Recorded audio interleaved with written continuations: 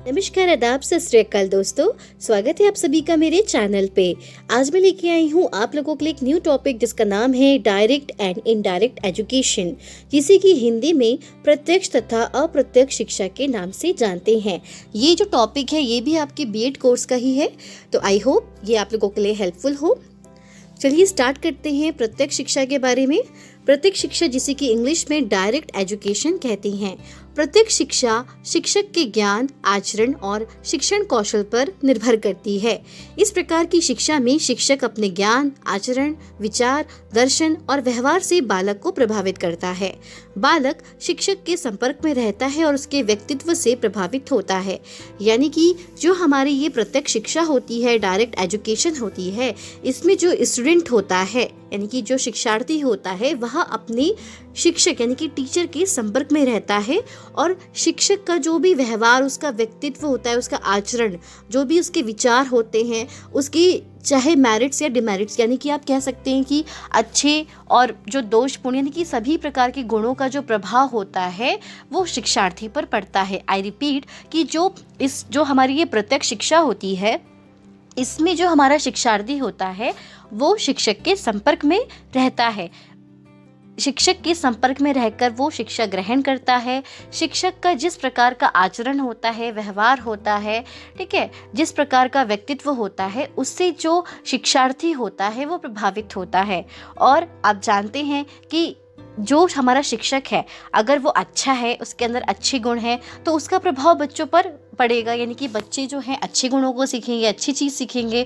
और अगर हमारे जो शिक्षक है, अगर उनका ही व्यवहार, आचरण या व्यवहार, उनका व्यक्तित्व उनका गलत होगा, ठीक है, तो क्या होगा, उसका प्रभाव भी बच्चों पर पड़ता है।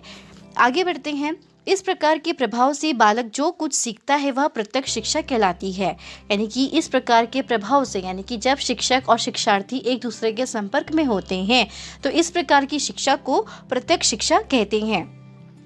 इस प्रकार यह शिक्षा शिक्षक और शिक्षार्थी के बीच होती रहती है। इस प्रकार की शिक्षा इस दृष्टि से उपयोगी है कि इसमें शिक्षक और शिक्षार्थी दोनों ही क्रियाशील रहते हैं और शिक्षक के प्रभाव से बालक में सद्गुणों और सद्वृत्तियों का विकास होता है। लेकिन इस प्रकार के आदर्श शिक्षकों का मिलना आज के युग में कठिन सा ही है। वही चीज़ है कि शिक्षक का जिस प्रकार का आचरण है, जैसा व्यक्तित्व है, जैसे वो विचार रखता है, जैसा वो बच्चों के साथ व्यवहार करता है, तो उसके सभी प्रकार की चीज़ों का जो इफ़ेक्ट होता है वो बच्चों पर पड़ता है। और आप जानते हैं कि आज के टाइम पे अच्छे शिक्षकों का मिलना बहुत ही मुश्किल है, क्योंकि आप लोगों ने भी देखे होंगे कि आप लोगों के कैसे टीचर्स होते हैं। कुछ बहुत अच्छे होते हैं जो आपको समझते हैं, और कुछ क्या होते हैं कि गलत तरीके से बोलना, गलत तरीके से व्यवहार करना। तो इस प्रकार की जो हमें गुण अवगुण जो है हमें अपने शिक्षकों पर दिखते ही हैं और उसका जो प्रभाव होता है वह बच्चों पर पड़ता है। तो वही यहाँ पे कहा गया है कि आज के टाइम पे, इस वर्तमान समय में एक आदर्श शिक्षकों का मिलना भी काफ़ी मुश्किल ही है। ठीक है, तो ये क्या होती है हमारी प्रत्यक्ष शिक्षा, जिसमें शिक्षक और शिक्षार्थी एक दूसरे के संपर्क में रहते हैं और जो हमारा शिक्षक होता है उसके व्यवहार, उसके व्यक्तित्व का जो प्रभाव होता है वो बच्चों पर पड़ता है। अब हम बात करेंगे अप्रत्यक्ष शिक्षा की, जिसे कि इंग्लिश में इनडायरेक्ट एजुकेशन कहते हैं। तो अप्रत्यक्ष शिक्षा में अप्रत्यक्ष साधनों के प्रभाव से बालक को प्रभावित किया जाता है। इस प्रकार की शिक्षा किसी निश्चित उद्देश्य को लेकर नहीं दी जाती, लेकिन फिर भी उसका प्रभाव बालक पर पड़ता है और वह कुछ न कुछ सीखता है। यद्यपि इसमें शिक्षक तथा समाज के अन्य व्यक्ति बालक को प्रभावित करने के लिए कोई विचार व्यक्त नहीं करते, कोई ज्ञान चर्चा नहीं करते, लेकिन उनके विचारों और आचरण से बालक स्वयं ही सीखते हैं। इस प्रकार अप्रत्यक्ष या परोक्ष रूप से सीखा जाने वाला ज्ञान अप्रत्यक्ष शिक्षा है। इस प्रकार की शिक्षा में किसी भी प्रकार का विधि विधान या नियोजन नहीं होता है।